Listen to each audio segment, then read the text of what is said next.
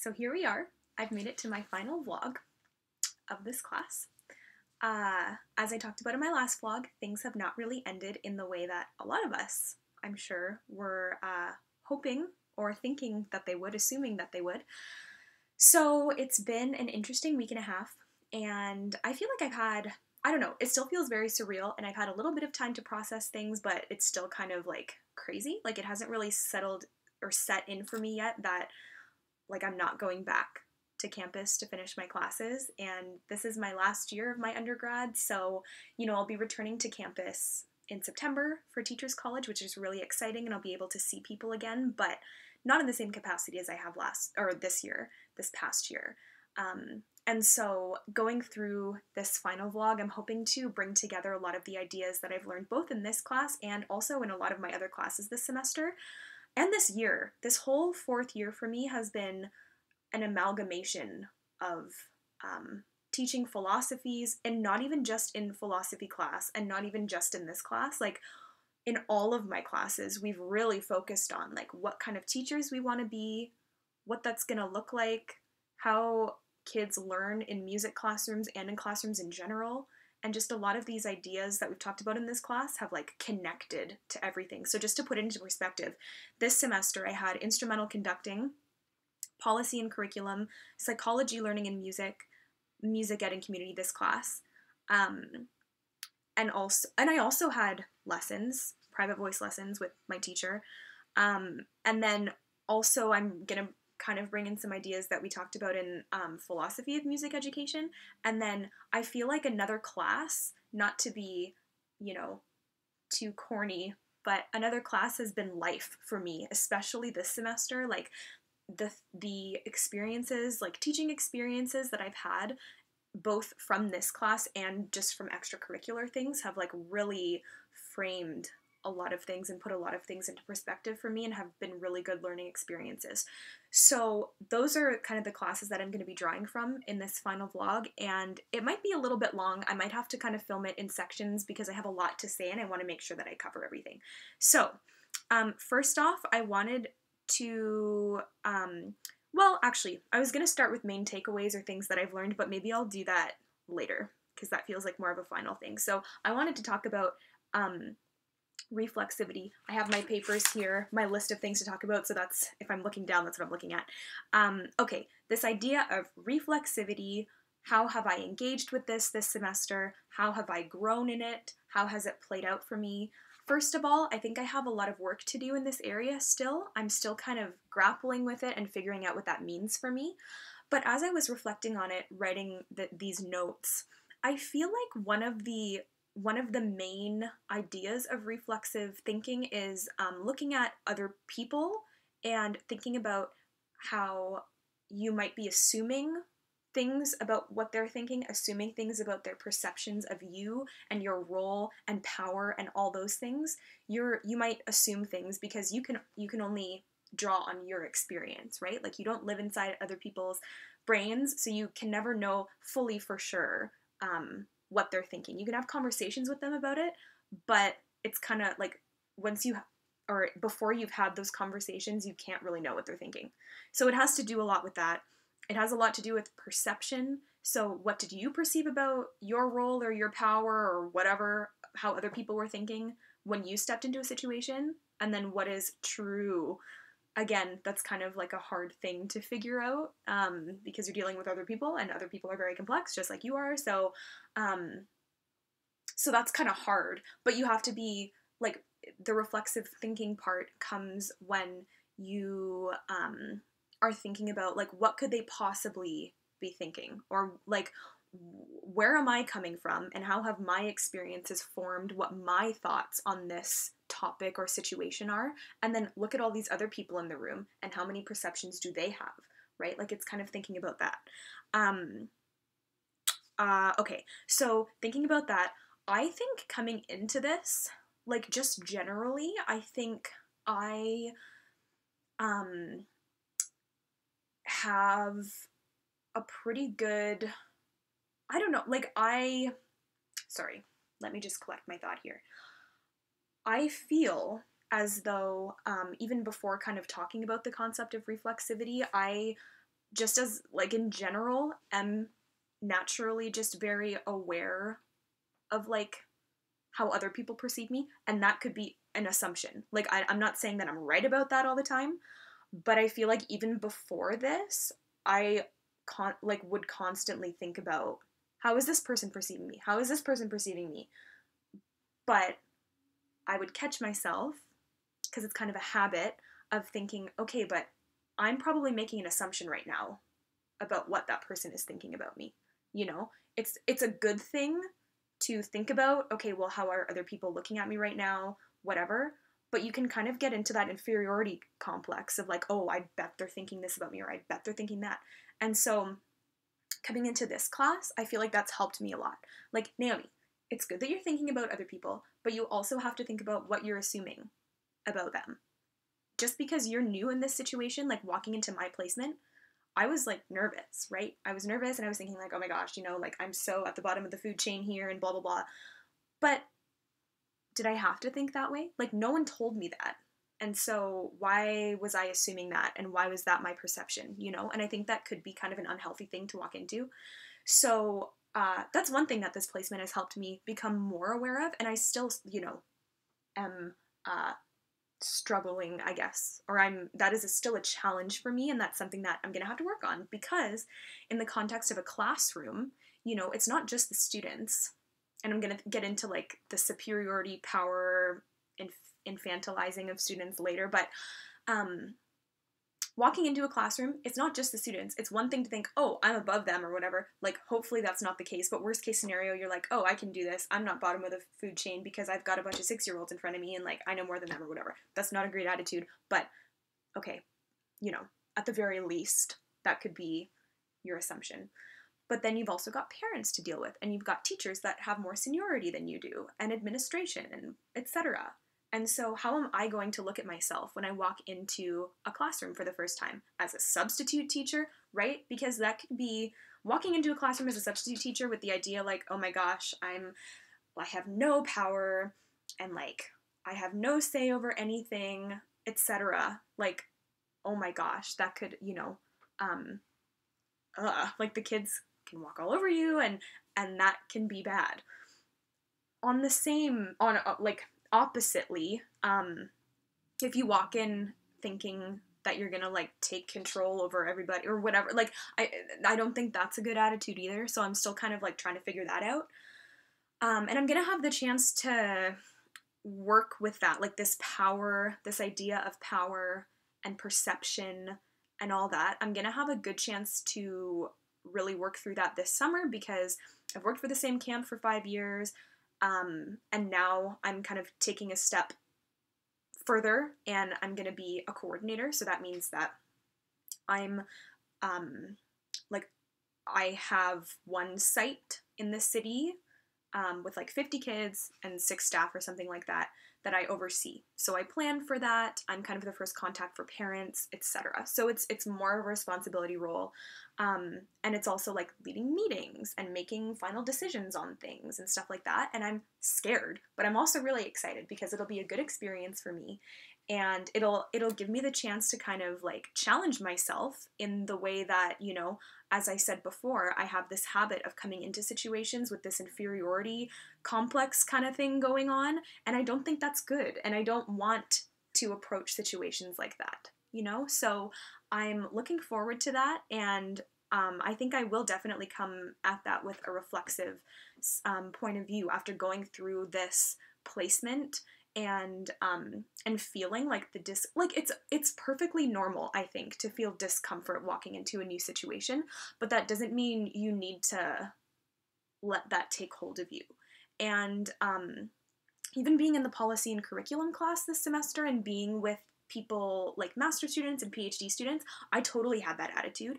And looking back at it now, it's like, oh my gosh, like I really like that's not a healthy thing, you know? Someone explained to me like they have more life experience. So if they appear to know more, or you know, and they also have more schooling, so you know, that also plays a factor. So it makes sense, right? Like, why does it make sense that I felt that way? Why does it make sense that they might feel more comfortable talking for longer periods of time or whatever, because that's what they do every day. Okay, it makes sense. But that, like, we're all here to learn together. And so, anyways, yeah, that all kind of has to do with the power thing and perceptions and assumptions. And so that's the main takeaway that I've had from this reflexive thinking. Let me just see what else I have written down here. Oh, another one was, what language, words, and patterns have I used? Like, thinking about that, being aware of your language choice and word choice. This didn't necessarily happen in placement. Well, I talked about it a little bit when I would ask kids, like, instead of saying, wow, good drawing or whatever, I did try to ask them, why did you choose that? And sometimes they said, I don't know. Sometimes they referred, like, they actually did have an answer. And so I think that's important for sure. We were talking about the praise thing and empty praise and helpful feedback and everything.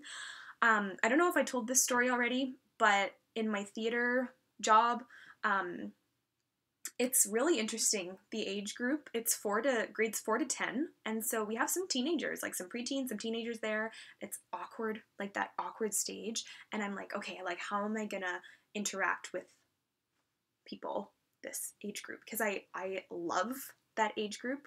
Like, it's so interesting to me, but it can also be a little bit intimidating because they're, like, going through a lot and etc. Okay, sorry, I digress.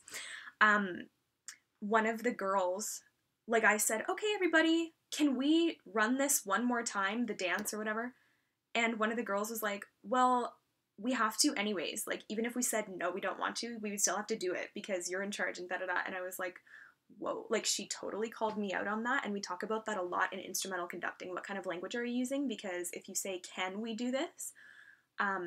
Kids will say no. Like, no, we don't want to do that. Like, no, we can't do that, you know? But then, flip side, it's also, what kind of language do I use that it's, like, inviting and not giving them a false sense of power? Like, actually, like, you know, oh, I'm gonna make you think that you have control over this situation, but you actually don't because I'm the teacher. But at the same time, we have to get things done, right? So it's like, I don't, that's still a question for me that I'm struggling with, and, you know, I don't know. Like, I hope to find out more information about that, especially at camp this summer, and I'm so excited for Teachers College to, like, play with that kind of stuff and see, like, where that comes in. Because I know at camp, funnily enough, it's really one or the other. Like, I really haven't found that middle ground yet where I'm like, yeah, I feel like we're sharing the load here of learning and decision making. I feel like I'm either very like, we're doing this right now, it's like very tyrannical, or like, I'm the one in charge here, or it's like, oh my gosh, I have no power, like, I can't. And someone actually a few years ago called me out for that. Like, they said, I feel like, or it was getting the kids' attention, I was, like, being too nice about it or something. And, like, that is something that has stuck with me. Like, maybe they shouldn't have said that, but at the same time, I'm kind of glad they did, because now I'm like, okay, how do I do that? You know? I feel like I'm not the worst at it. Like, I can do it if I need to, but maybe is some of that just me being too, like, much of a pushover? Or is it me trying to give them space? I don't know. It's probably the first one, but I'm still figuring that out. So that's something that I'm going to grapple with this summer and, like, really experiment with. Okay, I already kind of talked about how have I constructed myself in relation to other people or power. So yeah, that kind of wraps up the reflexivity part. Okay, so now I want to talk about Kyle's presentation from a few weeks ago, which talked about reframing our experiences and also touched on the reflexivity thing and how we were transferring our language in our vlogs to, like, from kind of like fear or just reflective thinking into reflexive thinking, and then also Lindy's story. So one of the points Kyle said that we had kind of like, as a class in general, we had transferred to was engaging meaningfully in a situation, instead of being nervous or doing the wrong thing. As far as my placement goes, I feel like I kind of got there. I feel like I got there in the choir setting, maybe not the band setting. I think near the end, I was like starting to make these meaningful connections and engaging meaningfully with kids, but I think I was still a little bit nervous because I didn't really know how they felt about me, and there was just a lot of like it didn't feel like oppressive in there at all. And so I'm trying to still get to the bottom of like why I felt that way, but it just felt like there was a lot, like there were two teachers in there plus me. So it did kind of feel like that dynamic possibly affected the way that I was perceiving the situation. And so that's why it makes sense that I felt that way, I think. And so now it's like, well, how like is it fake it till you make it? Like, do you just walk into a situation like that and say, okay, like I'm just gonna offer my suggestions anyways. Like I don't really like it doesn't really matter if that's the way that they usually do things here. Like I don't know. I think for me, a lot of it comes down to how comfortable I feel. Like that's something that I really notice about myself. I love to talk to people and I love to like share ideas and stuff, but it really depends on the situation. And I think it comes down to like how much worth I'm putting into other people's opinions, especially about me. And sometimes I think there's an imbalance of, oh, like their ideas are so good and mine aren't. No, that I like looking at it removed from those kinds of situations, I know for sure that, yeah, other people have great ideas and that's awesome. That's good. But there's got to be something in there that I can share. And if it doesn't work, that's okay. Like that happens sometimes, right? And so in order for me to encourage that in my students, like encouraging them to share their ideas and be assertive, I need to be that way too. And so again, with camp this summer, I'm really going to have to push myself to do that. But I'm looking forward to it. Like it's going to be a good challenge for me. And it's something that I'm going to really practice a lot, like speaking up and sharing my ideas. And again, though, it depends on the class. Like some classes I like love doing that, and other classes I'm like, nope, I'm going to be quiet. And so that's just a challenge for me. Sorry, kind of got sidetracked there. Okay, back to Kyle's presentation. How can I encourage students to find answers? That was another question I think that he said people were coming up with. And we had a visitor. I don't know if I've talked about her before. I won't say her name in this video, but we had a visitor at the beginning of January this semester who came in to guest conduct and be a guest lecturer in our conducting classes. And one of her big things was encouraging students to ask the questions. Because when a teacher asks the questions, a lot of the time the students perceive that they have like an answer already in their head, and you're just answering the question to please them. Something along those lines. So I think encouraging students to be the ones asking the questions and seeing where their minds are first, and seeing, like, comparing questions and saying, wow, look at how we all looked at this so differently. Like, isn't that great that we all have different perceptions and different ways that we're gonna go about thinking about problems? I think that's something that in my classrooms I'm gonna try, because I think that's really interesting, and I think it's good to point out that everybody has a different way of looking at things. In Lindy's story, thinking about what is valued in the classroom, so is it competition and discipline? Our kids, if they talked about my classroom, like what are the things, even if it's music or if it's not music, like whatever, what are the things that my students are going to mention from being in my classroom? And is it just going to be like rewards and, like how mean the teacher is, or things like that? Or is it going to be what they're actually learning in the class? Yeah. And is it going to be, like, one thing that I think about too is, like, this goes with the extrinsic motivation. Like, is it going to be something positive? As in, like, we get candy every time that we listen, and I had an experience with that I'll tell that story in a few minutes. Is it going to be that? Or is it going to be, like, the intrinsic stuff, And that's one of the challenges. Like, I'm trying to really reflect on, like, where did my love of music come from? Like, why, or just being a student in general, like, why did I always want to be there? Why was school the place where I loved to be, and how can I make that or help students to get to that stage, not make anything happen, but how can I encourage students to get to that stage? I don't know. I'm not really sure yet. I think a lot of it has to do with like just your classroom values in general and how you present yourself to your students, and how you treat them. And I think, and okay, so I'll go. This deals with my main takeaways or the things that I've learned. Not underestimating kids. I talked about this in one of my videos. None of the kids are average. And we talked about in Lindy's story how, you know, that could have been kind of joking, the teacher saying, oh, she's average in every way. That could have been, you know, the interviewer could have set that up. And so the teacher was kind of making, oh, yes, of course, you know, she's definitely average, just like you asked for, you know? So thinking about that. But seriously, like, kids are not average. They notice everything.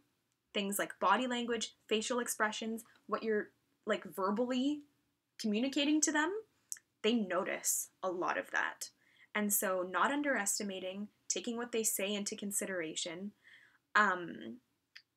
going off of that, you have, as a teacher, you have a presence. Even as an observer or an assistant, you have a presence from day one. Like, kids are going to notice you.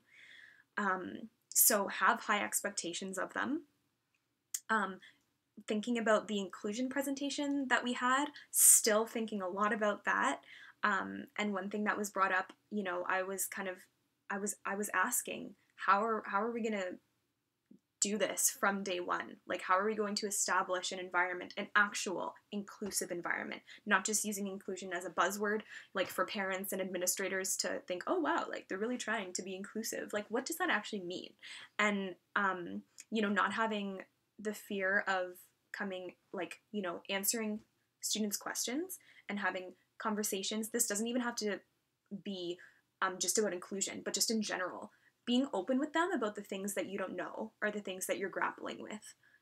And just saying, like, having a discussion as a class and talking about it. And that doesn't mean that as a teacher you have to be like, wow, I mess up all the time, da da da da. Like, it's the fun, like, it's being a human still, and instilling that in your students. Like, it is okay to make mistakes as long as you've, like, done the work and researched and you're aware that you're still on a journey. Like, it shouldn't be about, oh, I just didn't do the research, or I didn't take the time to work on this or whatever. Like, that's a fine line there. But that's something that I, like, this kind of culture, I would like to encourage this culture of making mistakes together and growing together, and being aware that we're all kind of on a different trajectory. Like, we're growing together, but we might be at a different stage than others or whatever, and that's okay. With parameters, of course. Anyways, coming back to the inclusion thing, I have the tools to cultivate an inclusive classroom, and yeah, being open to that. Another thing that I've been thinking about is providing examples in my classroom. This point, one of my main takeaways I've written, kids are there to learn, so let them.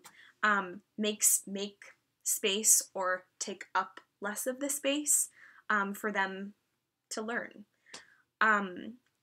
One thing that I didn't touch on in my vlogs, I don't think, but there was this one time when we're singing this song in choir, and we were, the task was to draw a picture. Like, there's a bunch of verses and then the chorus happens a bunch. So each child was given a piece of paper with either a verse or the chorus on it, and they were to illustrate what was happening. They could do it however they wanted, and the teacher, when they have their final concert, she scanned all of them, and they're going to do, like, a PowerPoint when the kids are singing of their pictures. And so myself, my Western colleague, and the teacher, we did a little 30-second demonstration. So we had crayons, and we were each given a verse or the chorus, and then we had 30 seconds to draw, and the kids watched us. And it was just supposed to be an example for what they were supposed to do. And so I've been thinking about that, you know, a lot of teaching we've learned about in psychology, like, and conducting as well, modeling is a huge thing, because then students can see what the expectation is, right? But then on the other side, there were children who did exactly what I did, or like they took elements of what I did. And that's how kids learn, right? From copying. But to what extent, like, I think copying or using other people's ideas, like obviously if you give them credit for it, is appropriate. And especially with kids, like that's how they develop. That's a huge part of their learning. But to what extent? Because I don't want kids to, I don't know, like maybe there is nothing wrong with it, but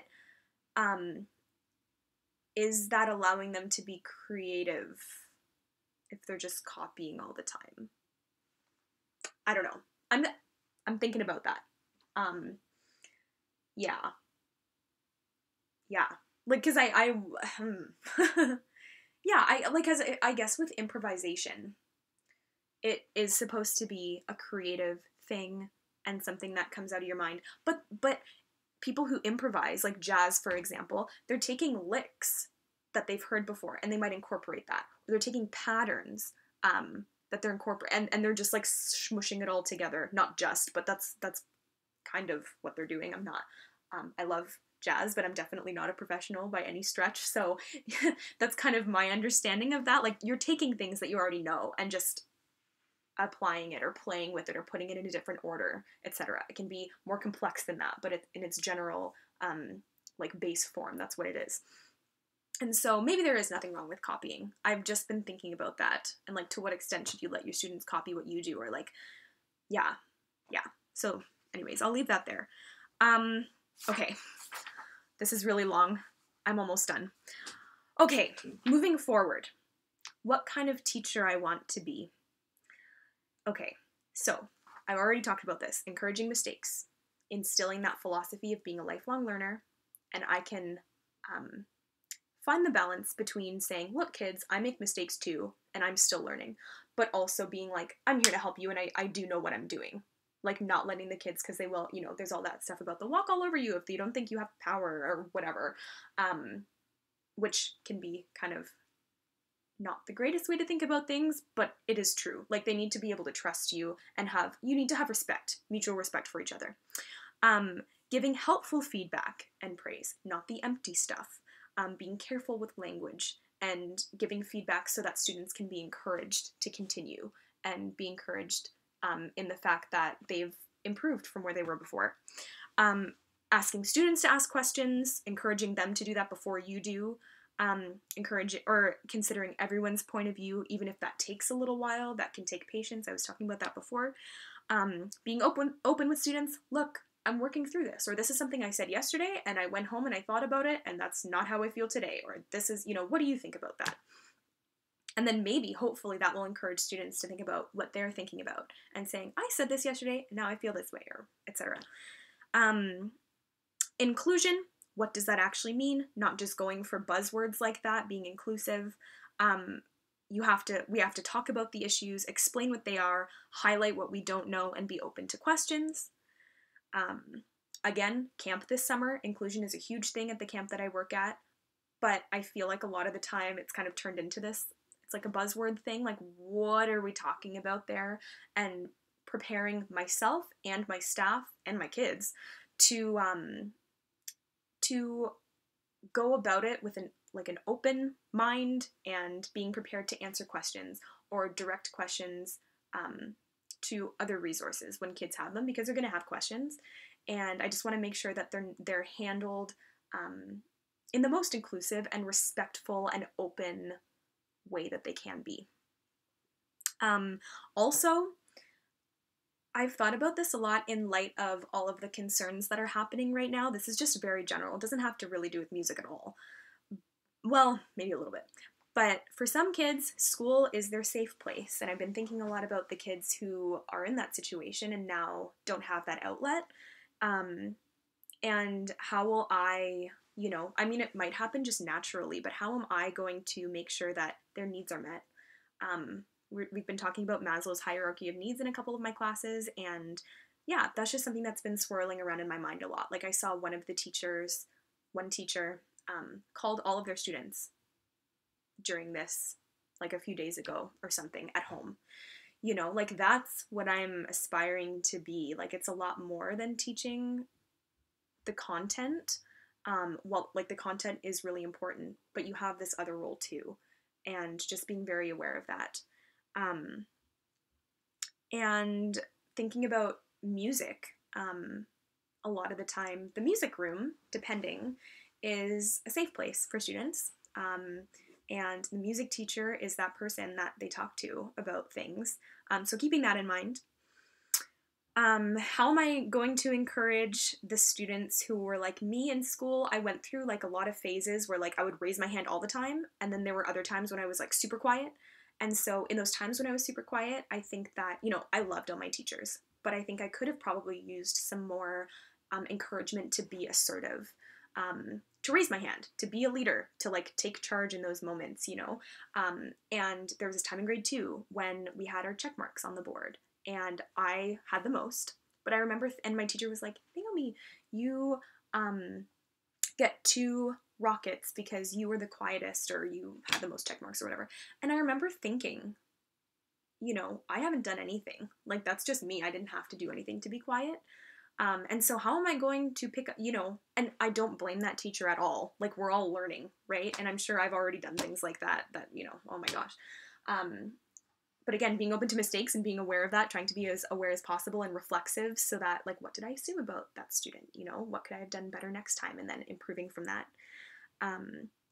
And so, yeah, I think that was a lot, but just to sum up, that's my final reflection. If I have anything to add, I might add it on to the end of this video. But I've learned a lot this semester and this year and during my whole degree for sure, and there's still a lot of learning to do, and I'm hoping to continue this reflexive learning this summer, or reflexive thinking, sorry, this summer, and also as I go into Teachers College and begin my career as a teacher, wherever that leads me. So yeah, thank you for all the things that we've gone over this semester. I thought that this was a really, really helpful and engaging and meaningful course, and I know that's the truth for a lot of us. So thank you.